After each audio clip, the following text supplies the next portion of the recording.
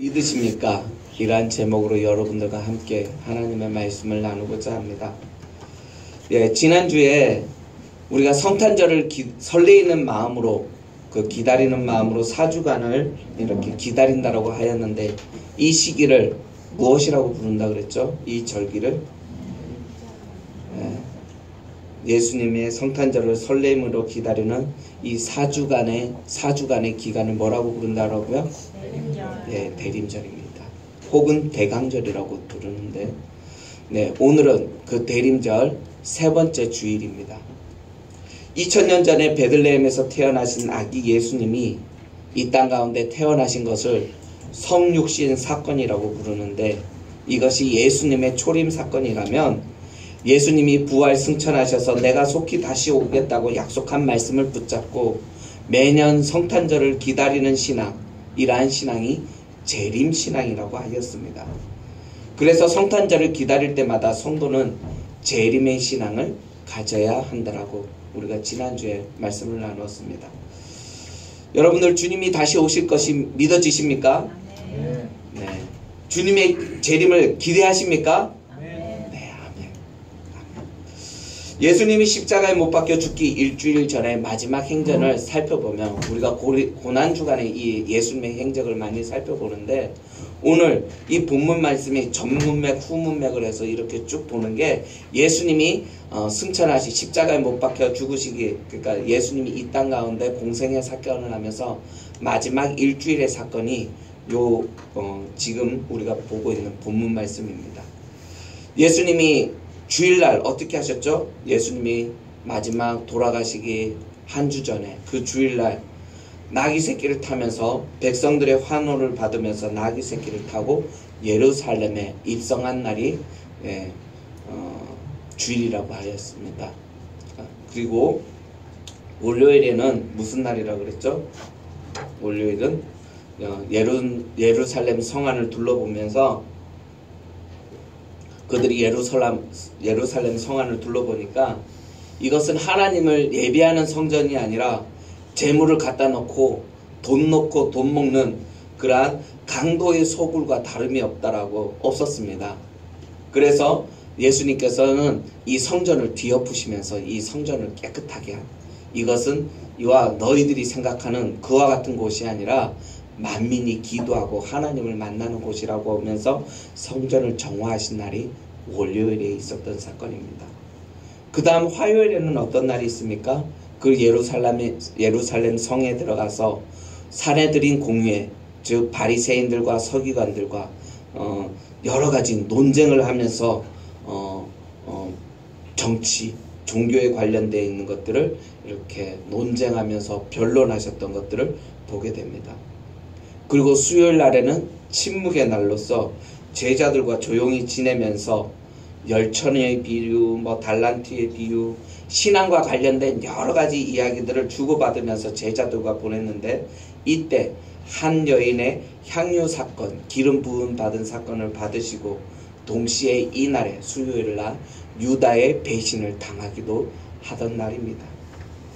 그리고 목요일에는 주의 제자들을 다 불러서 마지막 최후의 만찬을 즐기시고 제자들의 발을 일일이 다 씻기시면서 그들을 겟세마네 동산에 끌고 가서 그날 밤을 함께 기도하는 것을 보게 됩니다.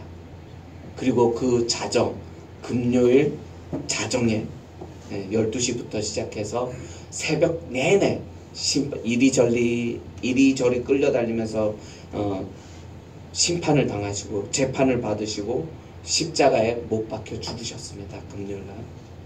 그리고 토요일날에는 무덤 속에서 머물러셨고, 주일날 부활하시면서 너희 성도들이 이 땅 가운데 살아야 할 것들에 대한 사명의 그러한 약속들에 대해서 이야기하는 것을 보게 됩니다. 오늘 본문에 나타난 이 무화과 나무 저주 사건은 날짜로는 화요일에 있었던 일입니다. 그렇지만 침묵의 날인 수요일에 제자들과 신앙과 관련된 이런저런 다양한 얘기들을 주고받으면서 오늘 마가복음 13장 다음 문맥에 나오는데요. 13장 2절 3절에 내가 저주하면 무화과 나무가 곧바로 말라 죽었듯이 이 성전도 돌 하나도 돌 위에 남지 않고 다 무너질 것이라고 예언하는 것을 보게 됩니다. 그때 제자들이 궁금하여서 13장 마가복음 13장 2절 3절입니다. 어느 때 이런 일이 있겠사오며 주의 임하심과 세상 끝날 날에는 무슨 징조가 있습니까? 라고 이렇게 예수님께 묻는 장면과 연결되는 것이 바로 무화과 사건인 것입니다. 오늘 우리 본문 14절에 보면 예수님이 무화과 나무를 저주하신 이유가 나와 있습니다. 왜 예수님이 무화과를 저주하셨죠? 14절 한번 보시기 바랍니다. 무화과 나무에 열매가 없었기 때문입니다. 아침에 예루살렘 성에 들어오실 때 예수님이 배가 무척 고팠습니다. 그래서 무화과 나무를 딱 보는 순간 허기를 채울까 해서 열매를 얻고자 해서 무화과 나무 앞에 섰더니 열매가 하나도 없어서 에이 이러면서 저주하신 것입니다. 일반적으로 과실나무들은 어떻게 열매를 맺냐면 먼저 잎사귀가 무성하게 나고 그 다음에 꽃이 만발하게 됩니다. 그리고 꽃이 핀 다음에 열매를 맺는 것을 보게 됩니다. 그런데 무화과 나무는 굉장히 독특하게도 잎이 나면 곧바로 열매를 맺는다라고 합니다.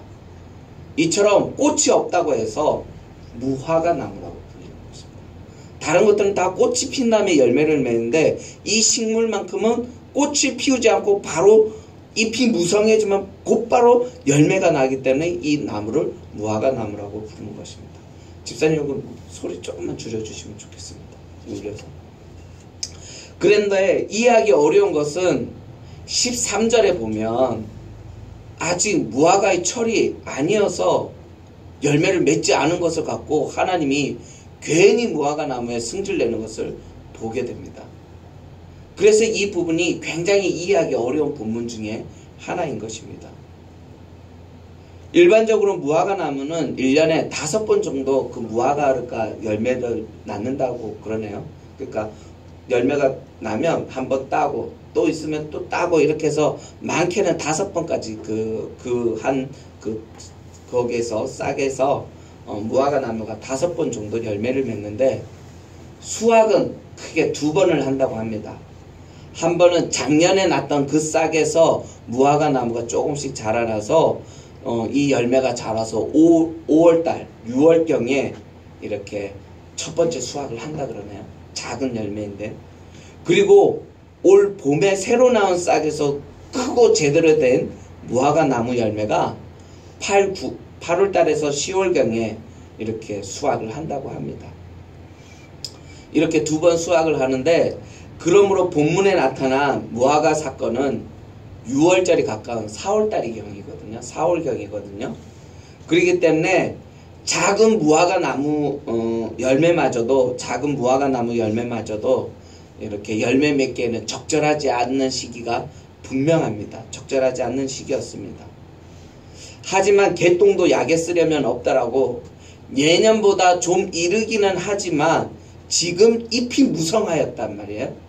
아까 무화과는 꽃이 피지 않고 바로 잎이 무성하면 바로 열매를 맺는다고 그랬잖아요.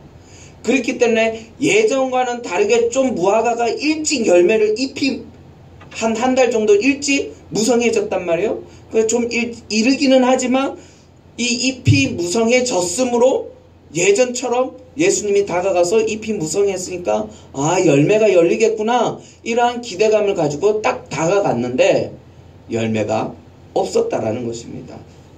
그래서 저주를 하였다라는 것입니다.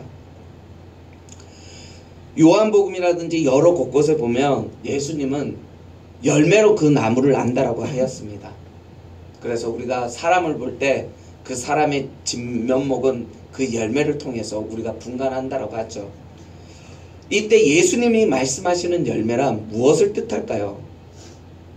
여러분들 오늘 추수감사절을 보내고 이제 2주만 지나면 올 한 해를 보내게 됐는데 다사다난했던 한 해를 보내고 새해를 맞이하게 되는데 올 한 해 결산하시면서 여러분들이 맺은 열매는 무엇입니까? 여러분들이 예수님 앞에 나아갈 그러한 열매는 무엇입니까?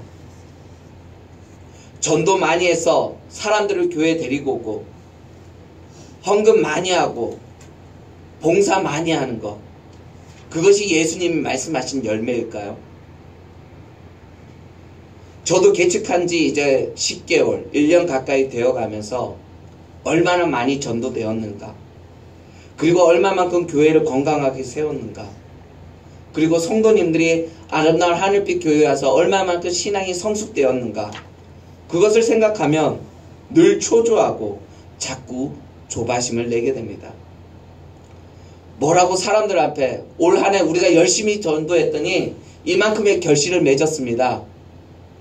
제가 추수감사절 이후로 해서 계속 불안한 마음에 올 10월경부터 불안해서 제가 매일 전도를 합니다. 전단지를 갖고 가서 2시간씩 하는데요. 근데 열매가 없어요. 그러니까 어떻게 돼요? 두려운 거예요. 초조하게 되는 거예요. 열심히 했는데, 기쁜 마음으로 했는데. 그러면 이제 우리를 믿고 열심히 후원해주고 기도해준 아름다운 성도님들, 아름다운 교회 지체, 모교회에 대해서도 그래도 여러분들이 후원해주시고 여러분들이 기도해줘서 이런 열매를 맺었습니다. 그들에게도 칭찬받고 하나님 앞에도 떳떳하게 나아가고 싶어서 이렇게 하는데 내놓을 결과물이 없어요. 그래서 굉장히 초조합니다. 오늘 말씀을 통해서 예수님이 우리에게 원하시는 열매, 예수님이 여러분들에게 맡기신 일은 무엇입니까? 여러분들 개척교회에 와서 자꾸 주의 사역을 한다, 무엇을 한다고 하는데 하나님이 여러분들에게 맡기신 일이 무엇입니까? 인원이 적은데 무엇을 맡으셨습니까? 교회 청소입니까? 애찬입니까? 아니면 카페 봉사입니까? 어떤 일을 하라고 여러분들은 부름받아 이곳에 왔습니까? 그런데 궁극적으로 교회 청소하고 카페 봉사하고 설거지하고 이러한 것 자체가 하나님이 말씀하신 일이 아니라는 것입니다. 자꾸 이렇게 얘기하면 또 잘못 곡해하시는 분들이 있어서 말의 중심점을 잘 받아들이시기 바랍니다. 이것도 중요하지만 교회 청소 자체가 주의 일이 아니라는 거예요. 그럼 무엇이 하나님이 말씀하신 열매일까요? 하나님이 우리에게 맡기신 열매, 우리에게 맡기신 사역은 뭘까요? 그것은 너희가 세상에 나아가서 치열하게 피 터지게 싸우면서 그들과 살아갈 때 내가 너희에게 가르쳐준 주의 말씀으로 네가 살아가는지, 아니면 그때 세상적인 가치관을 가지고 살아갈지 너희가 선택하는 그것이 하나님이 우리에게 원하시는 열매라는 것입니다. 아무리 헌금 많이 하고 교회에서 봉사를 많이 하더라도 가정에서 엄마 아빠로서 모범적인 역할을 충실하지 않으면 너희의 그 섬김과 믿음은 속빈 강정이 될 수 있다는 것입니다. 또 너희가 교회에서 인정을 받아서 집사가 되고 장로가 되고 큰 일을 도맡아 하더라도 세상 사람들로부터 부도덕한 사람이라고 손가락질 받으면 그 믿음은 헛것이라는 것입니다. 내가 너희에게 너희는 세상의 소금이요 너희는 세상의 빛이라고 선포해 주었건만 우리가 인생살이를 하면서 세상에 나아가서 그처럼 빛의 삶을 살지 못하고 음란하고 부정하고 게으르면서 그렇게 해서 다른 사람들을 짓누르면서 내가 성공한 것, 승진하고 성공한 그것이 오히려 그 열매가 너를 저주케 한다라는 것입니다. 그렇기 때문에 이 무화과 사건을 뒤돌아보면서 하나님이 우리에게 원하시는 열매는 무엇인지, 세상 사람들이 우리를 볼 때 좀 아둔해 보이고 좀 고집스러워 보여도 우리가 주의 말씀대로 행하고 그 가치관에 따라서 살려고 노력하는 그 모습, 그것이 하나님이 우리에게 원하시는 삶이라는 것입니다. 이것이 이러한 믿음의 삶이, 그것이 신앙이라는 거예요. 그러한 믿음의 삶이 능력이라는 것입니다. 주의 은혜로 살아가는 것이 너희가 어떻게 하면 세상에서 더 많은 것을 얻고 성공하고 부를 쫓으면서 살아가는, 그리하여서 잎사귀만 무성한 그러한 삶보다는 훨씬 가치 있고 존귀하다라는 것입니다. 여러분들은 어떻게 하시겠습니까? 주님이 가르쳐 주신 가치관을 사시겠습니까? 아니면 여러분의 생각과 방식대로 사시겠습니까? 주님이 가르쳐 주신 말씀대로 살면 우리가 바라고 우리가 원하는 삶은 살지 못할지도 모릅니다. 그러나 분명한 것은 풍성한 은혜를 누리며 부유한 인생을 살아가게 된다라는 것입니다. 우리가 오늘 간증에서도 주의 자녀가 나왔지만, 주의 자녀들 할 때 왜 이 아이가 성공해야만 합니까? 그래서 남들보다 잘해야 돼, 이것 자체가 하나님에 대한, 하나님이 보시는 아이에 대한 시각과 우리의 기대치가 다르다라는 겁니다. 하나님이 이 아이를 우리에게 주셨을 때에는 이 아이를 통해서 너희가 행복하고 너희를 통해서 이 아이가 행복하게 누리는 것이 하나님이 원하시는 것입니다. 우리는 잘 경험을 해봤잖아요. 행복은 어디 성적 순입니까? 어떠세요? 행복은 성적 순입니까? 네.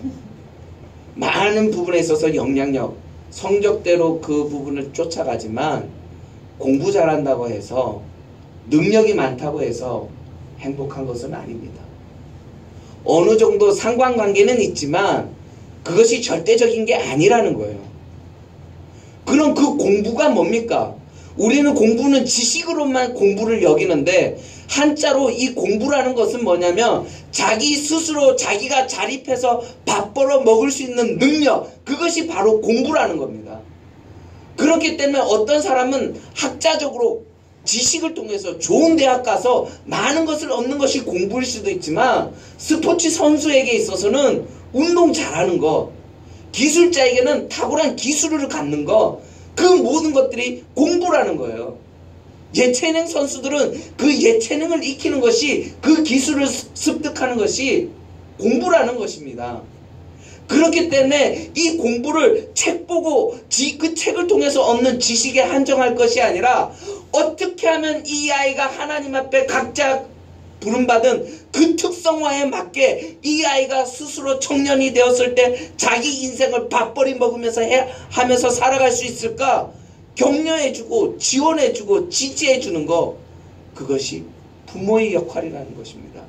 그것을 믿고 신뢰하는 게 믿음이라는 것입니다. 주님이 우리에게 원하시는 것은 부모로서의 완벽함이 아닙니다. 성도로서의 완벽함이 아닙니다. 우리에게 맡기신 것에 대해서 최선을 다하는 착하고 충성스러운 모습일 것입니다. 그렇다면 하나님이 나에게 맡기신 것이 무엇인지 한번 우리는 살펴봐야 합니다. 이 무화과 나무는 이 본문에서는 이스라엘 백성들을 가리키는데, 오늘날로 얘기하면 하나님이 우리들의 삶을 보면서 열매를 요구하신다라는 것입니다. 중요한 것은 그 열매를 요구하셨는데 그 열매가 없으면 심판을 받는다라는 것입니다. 24절을 보면 성전을 정화하신 후에 믿음과 기도를 언급하시는 것을 볼 수 있습니다. 이것을 통해서 예수님은 우리에게 성숙한 믿음은 아닐지라도 최소한 네가 나를 믿기는 하니? 내가 역사지고 내가 너와 함께 하셔서 너의 삶을 이끈다라는 그것을 믿니? 내가 살아있다는 걸 믿니? 그것을 물으시는 것입니다. 우리 24절을 한번 같이 읽어보도록 하겠습니다. 시작. 그러므로 내가 너희에게 말하노니 무엇든지 기도하고 구하는 것은 받은 줄로 믿으라. 그리하면 너희에게 그대로 되리라. 무화과 나무 저주하는데 갑자기 기도 얘기가 나옵니다.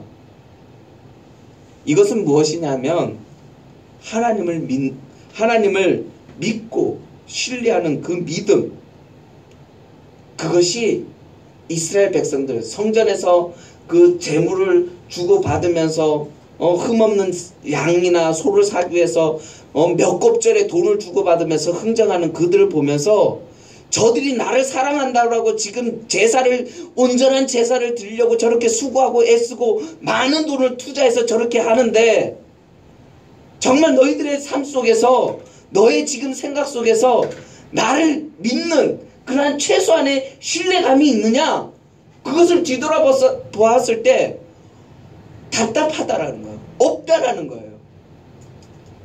그래서 주님은 지금 우리에게 내가 주인의 상에서 떨어진 부스러기라도 줬사오니 내게 은혜를 베풀어 달라라는 그러한 사마리아 여인처럼 그러한 믿음을 가지고 있는 사람, 나에게 이러한 자녀의 문제로, 건강의 문제로, 어떤 이제 퇴직해서 명퇴해서 무엇을 먹고 살까, 이러한 나의 고민과 어려움이 있을 때 이 어려움을 가지고 주여 어찌하오리까, 이렇게 하나님 앞에 간절히 부르짖으면서 하나님을 찾는 믿음, 하나님 앞에 신뢰하는 그 믿음, 하나님 어떻게 하면 좋습니까? 내가 지금 이 상황에서 어떻게 하면 좋습니까? 그러면서 매달리는 그러한 삶의 태도, 그 믿음을 지금 보신다라는 거예요. 그런데 많은 사람들이 지금 삶의 어려운 환경을 보고서 예루살렘 성 안을 둘러봤더니 이스라엘 백성들이 하는 행태를 보았더니 그들에게 주님을 신뢰하는 모습은 눈컵만큼도 찾아볼 수가 없다라는 것입니다. 그리하여서 하나님이 분노하셔서 그들의 예배를, 그들의 성전을 상을 뒤엎어 버리신 것입니다. 우리가 주님의 편에 서서 주님이 가르쳐 주신 방법대로 인생을 살아간다라는 것은 아까 성진영 성도님의 고백처럼 결코 우리들의 힘만으로 될 수가 없습니다. 왜냐하면 우리도 여전히 연약하고 부족하고 믿음이 없는 자이기 때문에 그렇습니다. 그럼 어떻게 해야 될까요?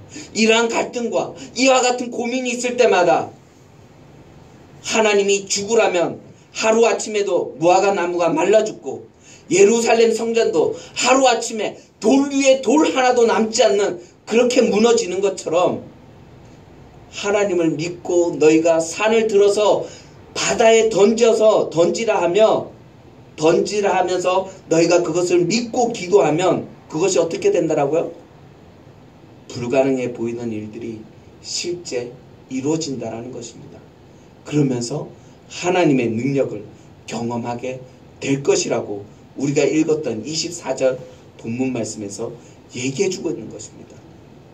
21절에 저주하신 무화과 나무를 제자들이 예수님 보소서, 어제 저녁에 예수님이 저주하신 무화과 나무가 말랐습니다. 그러자 예수님께서 그들에게 대답하며 이르되 하나님을 믿으라. 내가 이것을 말라 죽으리라고 말하지 않았느냐? 내가 말을 했으니 당연히 말라 죽을 것을 너희는 생각지 못했느냐? 그러면서 이야기합니다. 너희가 이 산도로 바다에 던지리라고 말을 하면 그대로 되리라는 그러한 믿음을 가지고 하나님 앞에 엎드려 기도하고 간구하면 어떻게 된다라고요? 그대로 된다라고.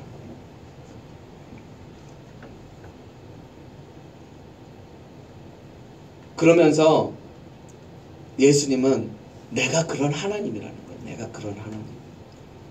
하나님이 못하실 일이 무엇이 있겠습니까? 하나도 없다라는 거예요.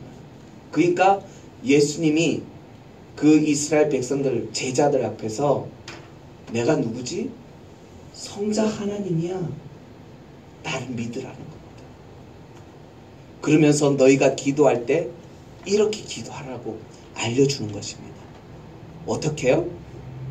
어떻게 기도하라고 가르쳐주고 있나요? 그 후반절에 25절 나와 있죠. 너희가 마음에 껄끄러운 사람이 생각나거든 그 사람을 용서해주고 화해하라고 말씀해 주십니다. 그래야 하나님 아버지도 너희와의 그 껄끄러운 것들을 제거해 주시고 용서해 주실 것이라고 말씀해 주고 있는 것입니다. 무화과 나무의 저주 사건에서 왜 갑자기 이와 같이 믿음과 기도에 대해서 언급하실까요? 얼핏 보면 아무런 하등의 관계가 없어 보입니다. 그렇지만 그렇지 않다라는 거예요. 지금까지 너희가 죄 씻음을 어떻게 받았지? 그래, 비싼 돈 들여가면서 그 흠없는 재물을 사기 위해서 너희가 하나님 앞에 그 재물을 대신 죽임으로 인해서 그 짐승의 피로 인해서 네가 하나님 앞에 용서를 받았잖아. 이제 성전이 곧 무너질 터인데 성전이 없게 되면 너희들은 하나님 앞에 어떻게 나오지? 이렇게 물으시는 겁니다. 하나님 앞에 나아가려면 우리는 죄가 없어야 됩니다. 왜냐하면 하나님은 거룩한 자이기에 우리가 깨끗할 때만 주님 앞에 설 수 있는데 우리는 깨끗하지 않잖아요. 그 이전에는 짐승의 피를 대신해서 그 너의 죄 사함을 받았는데 이제는 그 성전이 없게 되면 너는 어떻게 받느냐라는 것입니다. 그래서 예수님을 믿어야 한다라는 것입니다. 예수님을 믿는다라는 것을 구체적으로, 그러면 쉽잖아. 예수님을 믿는다는. 근데 이것을 구체적으로 너희들은 그 증거로서 이렇게 하라는 거예요. 이렇게. 어떻게요? 너 나 믿어? 그러면 그 증거로 너가 내 앞에 설 때 남을 용서해 주라는 거예요. 난 예수님 믿어요. 예수님 사랑해요. 그런데 남과의 관계가 껄끄라고 그 사람을 용서해 주지 못해. 그러면 하나님을 온전히 믿지 못한다라는 거예요. 하나님을 믿지 못하면 어떻게 할까요? 구약에서 하나님이 심판하시고 하나님이 그 심판하고 하나님이 내 삶을 이끌어 가신다는 걸 신뢰하지 못하면, 이 남을 용서하지 못하면 어떻게 돼요? 귀에는 귀, 눈에는 눈. 네가 나 손해봤어? 그럼 똑같이 패는 거예요. 내가 심판자가 되는 거예요. 하나님을 믿지 않으면 내가 심판자가 되는 거예요. 오늘날 공권력이 법정에서 검사가, 형사가 서민들의 민중의 억울함을 온전히 심판해주지 않으면 어떻게 돼요? 복수가 일어나는 거예요. 그렇기 때문에 재판관이나 공권력은 잘해야 되는 겁니다. 그런데 법이 나의 억울함을 풀어준다라고 한다 그러면 그것을 자기가 심판할까요? 자기가 복수할까요? 자기가 똑같이 그렇게 내가 누군가를 내가 맞아서 때리면 어떻게 돼요? 똑같이 폭행죄로 걸리잖아요. 그런데 공권력이 나의 억울함을 호소해서 법이 제대로 심판만 해주면 어떻게 돼요? 내가 그 사람을 때리나요? 아니죠. 법에다 송사하는 거죠. 마찬가지예요. 지금 하나님을 믿는 가장 기초적인 그 증표가 뭐냐면, 너가 나를 믿으면, 하나님을 믿으면 남을 용서해 주라는 거예요. 그래서 너희가 기도할 때 형제에게 원망을 들을 만한 일이 생각나거든 재물을 재단 앞에 두고 먼저 가서 형제와 화목하고 그 후에 예물을 드리라고 말씀하고 있는 것을 보게 됩니다. 여러분들 하나님 믿으십니까? 하나님 믿으십니까? 그럼 하나님을 믿어야 합니다. 믿는다라고 했으면 하나님을 믿어야 합니다. 이 말은 하나님께 맡긴다는 뜻입니다. 그 믿음을 어떤 것으로, 어떤 열매로 증명하시겠습니까? 하나님을 믿으면, 이 자녀가 하나님의 것이라고 믿으면 여러분들이 어떻게든 이 아이들을 잘 살게끔 하려고 하는 그 생각을 버리고 그 아이를 하나님 앞에 맡기십시오. 그것이 믿음입니다. 주의 말씀대로, 주의 가치관대로 살겠다라는 그러한 다짐, 그와 같은 내가 신앙의 삶을 살겠다라는 그와 같은 선택, 그러한 망나니 같은 자식을 보고서 내가 내 힘으로 나의 성정으로 이 아이를 바로 잡을 수도 있고, 하나님이 가르쳐 주신 대로 끝까지 품고 기도하고 70번씩 7번 품으면서 이 아이들 긍휼의 마음을 가지고 나아가는 방법, 이 두 가지 방법 속에서 너는 어떻게 이 아이를 다루겠느냐 물으시는 겁니다. 어떻게 여러분들의 자녀를 맡기겠습니까? 직장 생활에 그러한 문제가 있을 때 어떻게 나아가겠습니까? 믿음은 그런 것입니다. 우리가 선택하는 그것. 그래서 세상 사람들은 나에게 어떠한 문제가 있고 근심 걱정이 있으면 그것을 술을 먹으면서 근심 걱정하고 괴로워하면서 내가 어떻게 할까? 그러면서 전전긍긍합니다. 그러나 믿음의 사람은, 하나님을 믿는 사람은 그 문제를 가지고 하나님 앞에 나아가 하나님 앞에 온전히 드리고 하나님 앞에 맡겨야 하는 것입니다. 우리가 할 일은 남들을 용서하고 나의 자리에서 예수님이라면 어떻게 하실까 생각을 해보고 그렇게 하라는 것입니다. 주신 자도 여호와시오 취하신 자도 여호와이십니다. 재물이 우리의 것입니까? 재물이 우리 것입니까? 건강이 우리 것입니까?